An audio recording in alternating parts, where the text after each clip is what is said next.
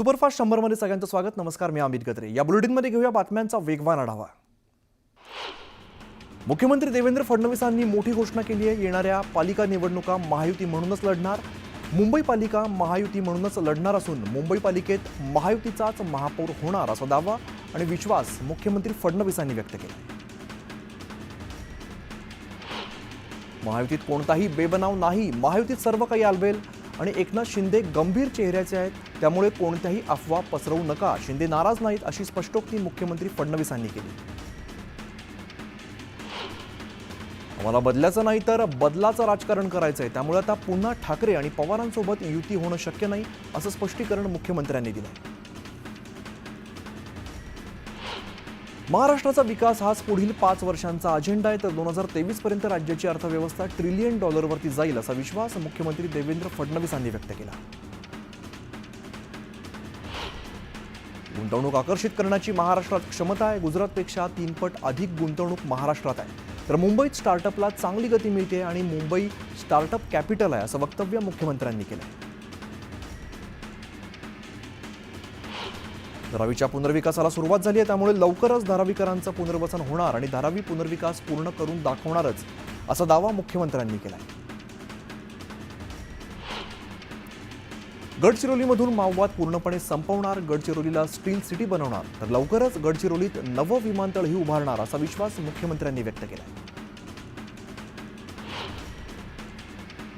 कोणत्या अधिकाऱ्याने स्थगिती दिली तरी माझं नाव येतं. स्थगिती द्यायला मी उद्धव ठाकरे नाही असा टोला देवेंद्र फडणवीसांनी लगावलाय.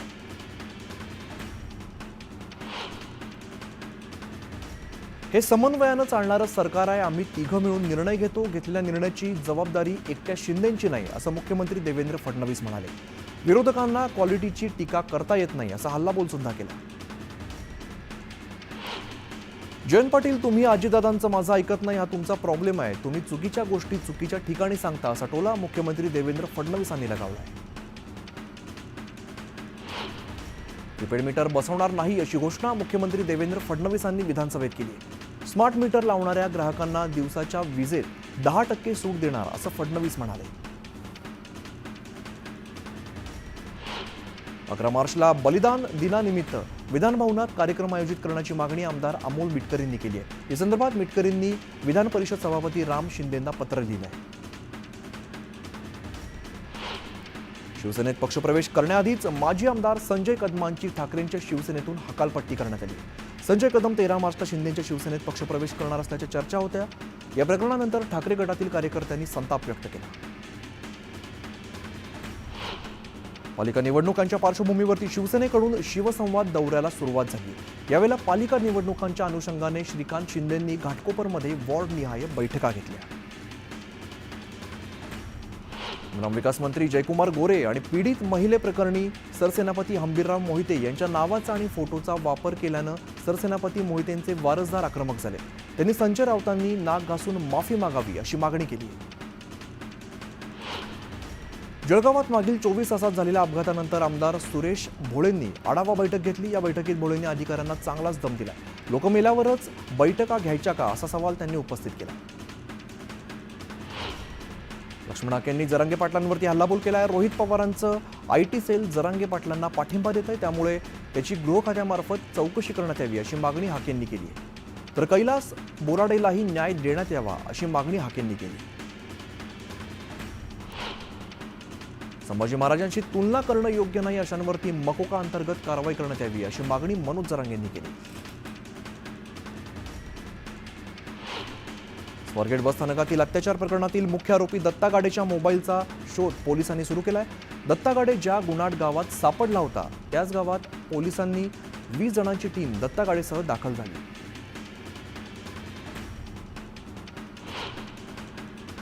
चल हल्ला बोल सिनेमावरून सेन्सॉर बोर्डाच्या अधिकाऱ्यांनी पुन्हा एकदा ढसाळ कुटुंबाचा अपमान केलाय. रवींद्र सिंग नावाच्या अधिकाऱ्याने अत्यंत खालच्या दर्जाच्या शब्दात अपमान केल्याचा आरोप ढसाळ कुटुंबियांनी केलाय.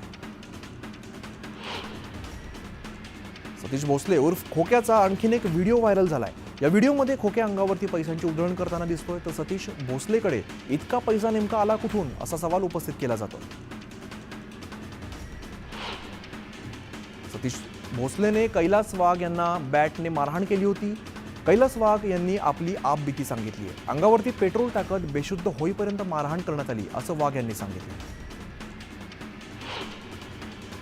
कोल्हापुरात भावी गँगस्टर तयार होत आहेत का असा सवाल उपस्थित झालाय. सोशल मीडियावरती चक्क लहान मुलांचे एकमेकांना धमकी देतानाचे व्हिडिओ व्हायरल होत आहेत. 12 वर्षांच्या मुलांची सोशल मीडियावरती अकाउंट आहेत. हे सर्व पाहिल्यानंतर मुलांच्या पालकांचं त्यांच्यावरती लक्ष आहे की नाही असा सवाल उपस्थित होतो.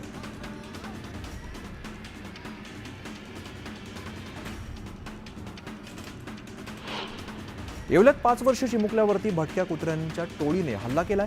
या हल्ल्यामध्ये एका चिमुकल्याचा जागीच मृत्यू झाला. ही संपूर्ण घटना काळजाचा थरकाप उडवणारी आहे. पुण्याच्या भारती विद्यापीठ परिसरात वाहनांची तोडफोड करणाऱ्या आरोपींची पोलिसांनी धिंड काढली आहे. अंधाराचा फायदा घेत अज्ञातांनी 10 वाहनांची तोडफोड केली. या प्रकरणी पोलिसांनी त्यांना अटक करत कारवाई केली आहे. पालघरमध्ये ग्रामपंचायतची घरपट्टी न भरणाऱ्या कारखानदारांविरोधात आक्रमक पवित्रा घेण्यात आलाय. ग्रामपंचायत कर्मचाऱ्यांनी थेट कारखान्याच्या गेटवरती जाऊन बँड बाजा वाजवत घरपट्टी वसुलीचा अनोखा प्रयोग केलाय. बीडमधील मारहाण प्रकरण सध्या संपूर्ण राज्यात चांगलंच गाजतंय. सुरेश धस यांच्या निकटवर्तीयाने 1.5 वर्षांपूर्वी एकाला मारहाण केली होती.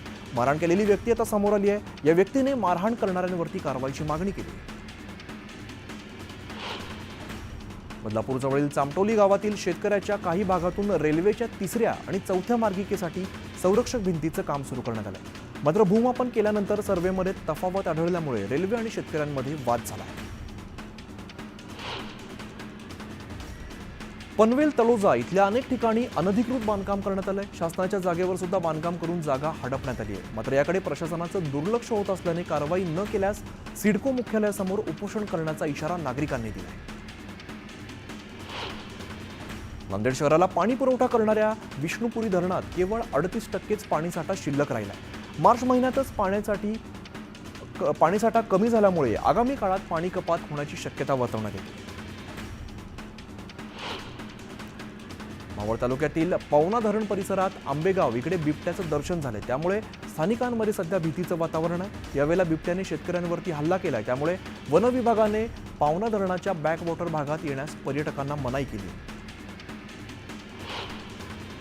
नांदेडमध्ये गुरुद्वारा परिसरातील अतिक्रमण महापालिकेकडून काढण्यात आलंय. मुख्य रस्त्यावरील 80 दुकानं जेसीबीच्या सहाय्याने हटवण्यात आली. नांदेड जिल्ह्यात हळद काढणीला सुरुवात झाली आहे. दरवर्षीच्या तुलनेत यंदा जिल्ह्यामध्ये अधिकच्या क्षेत्रावरती हळदीची लागवड करण्यात आली. मात्र सतत वातावरणात होणाऱ्या बदलामुळे हळदीच्या एकेरी उत्पादनात जवळपास 5% घट झाली. शेतीमध्ये येणाऱ्या नवनवीन संकटांवरती मात करत वाशिममधील एका शेतकऱ्याने नवा जुगाड शोधून काढलाय. परागीकरण घटत असल्याने कांदा बीज उत्पादनावरती त्याचा परिणाम होत होता. यावेळेला नऊवारी साडी आणि धोतराचा वापर करत शेतकऱ्याने कृत्रिम परागीकरण करण्याचा नवा प्रयोग केला. वर्ध्यात शिवसेना उभाटा आक्रमक झाली आहे. छत्रपती शिवाजी महाराज चौकात उभाटाच्या कार्यकर्त्यांनी आंदोलन करत भैयाजी जोशींच्या वक्तव्याचा निषेध केलाय. भैयाजी जोशींच्या वक्तव्याचा निषेधार्थ नाशिकमध्ये शिवसेना उभाटाने आंदोलन केलंय. भैयाजी जोशींच्या प्रतिमेला जोडे मारत उभाटा कार्यकर्त्यांनी निषेध नोंदवला. मुंबईतील वरळीमध्ये गणपतराव कदम मार्गावरील पाईपलाईन फुटली आहे. लगेचच पालिकेच्या कर्मचाऱ्यांकडून पाईपचं काम सुरू करून गळती रोखण्याचा प्रयत्न केला. वसई विरार पालिकेचे 2025-26 या आर्थिक वर्षासाठी 3,926 कोटी 44 लाखांचा अर्थसंकल्प सादर करण्यात आला. तर आगामी वर्षात घरपट्टी आणि पाणीपट्टी करात वाढ करण्याचा निर्णय घेण्यात आला. पुण्यामध्ये जीबीएसचा धोका पुन्हा वाढल्याचं पाहायला मिळते. सिंहगड रोड परिसरामध्ये पुन्हा जीबीएसचे 3 नवे रुग्ण आढळल्यामुळे पालिका पुन्हा अलर्ट मोडवरती आली. पालिकेच्या आरोग्य विभागाने पाणी पुरवठा विभागाला पत्र देत परिसरात पुन्हा पाणी पुरवठा दूषित होत असल्याचं म्हटलं. सायबर गुन्हे रोखण्यासाठी पोलिसांसह पालिकेकडून विशेष हेल्पलाईन नंबर जारी करण्यात आला. मुंबईतील वर्ल्ड ट्रेड सेंटरमध्ये विशेष कार्यक्रमात आयोजित करण्यात आलेला होता. यावेळेला पालिका आयुक्त भूषण गगराणी यांच्यासह महासंचालक यशस्वी यादव आणि अभिनेता फरहान अख्तर, अभिनेत्री जॅकलिन फर्नांडिस हजर होते.